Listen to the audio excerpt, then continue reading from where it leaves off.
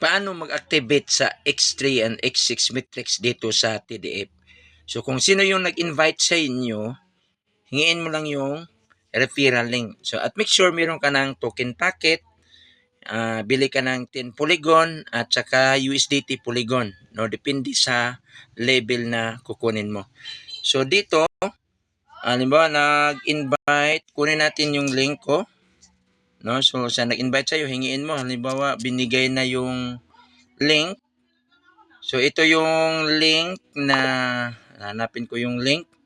So ayan, halimbawa, pinadalahan ka na ng link, kunin mo yung link doon sa nag-invite sa inyo. So i-click na to, copy. Yan, copy mo lang. Tapos pag-copy mo, i-highlight mo po na. I-paste mo dito sa message. I-paste mo long press para i-highlight mo itong, kasi maisama itong register here eh. So kukunin natin itong HTTPS lang, i-long press lang, highlight, copy. Pag na-copy mo na, punta ka na sa iyong token packet, either Trust Wallet or SIPA lang gamit mo. Ito sa akin, token packet.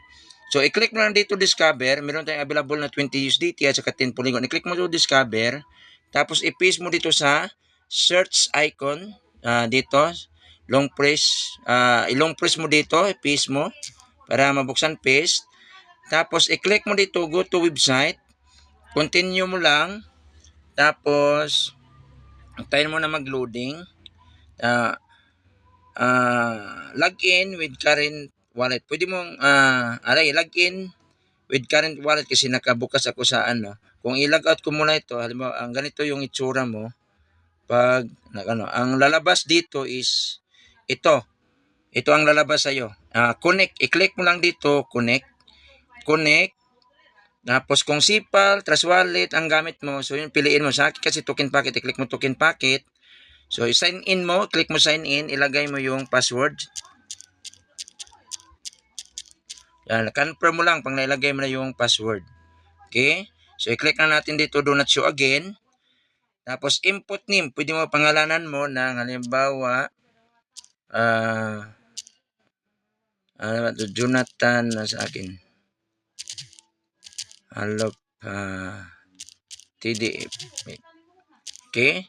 So i-click mo lang dito change. Pag na-click mo na change, i-click mo na itong new na parang tao na icon. Ito yung matrix icon. I-click mo ito. So yan, dito ka na mag-purchase. I-click mo na purchase. So i-paste mo na dito yung referral link sa in-invite, sa nag-invite sa iyo. So sa nag-invite sa iyo, i-paste mo dito. Paste mo. Yan, so paste. So na-paste mo na dito yung nag-invite sa iyo. So submit mo na. Pag na-submit mo na, select mo. Yan, tapos confirm mo na. Confirm, approve lang. So level 1 is $1. So next step, approve. Password. So ang level 1 is nasa 65 pesos lang yan. So confirm. So hintayin lang, approve send. Approve successful. So confirm ulit. Lagay lang yung password. Diretso na yan. Okay? Mali yung password. Yung password mo na ginawa mo sa token packet, yan ang ilagay mo. Yan, confirm. Tapos, i-next mo ulit. Purchase mo ulit. Kung i-click mo, do not show again. So, purchase mo ulit. Purchase level. Hanggat saan kaya mo. No? Hanggang level 15 po ito. So, the more higher level, mas malaki ang kita ng auto spillover na 35% at referral commission na 35%. So, select natin. So, bawat level, meron kang 35% ang kikitain. So, confirm ulit. Confirm. Password. Tuloy-tuloy lang yan. Tuloy-tuloy lang ay confirm, approve lang yan. Okay, hintayin na. Transaction sent. Yan. So, okay. Purchase ulit ng level 3. So, diretso na yan. Hanggat saan kaya yung USDT mo. Confirm. Ilagay yung ulit password. Confirm. So, ganon. Yan. Yan. So, tuloy-tuloy na yan. Yan. So, purchase ulit. Purchase. So, level 4. Confirm sa hanggat saan abot yung USDT natin. Level 4 is ano na. Yan, confirm. So, level 8 is $8.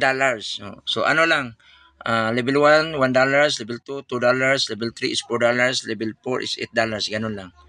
O times 2 lang yung kapital. So, level 5 is 16. Try natin kasya pa. So, hindi na kasya. Insufficient kasi $5 na natira. Okay? So, ganun lang po pag-activate ang bilis, no? Ang kitaan dito is kikita tayo ng 35% direct referral commission and 35% auto spill over. Kahit wala kang invite, no invite, kikita ka pa rin dito. Okay? So, thank you for watching po. Bye-bye and God bless.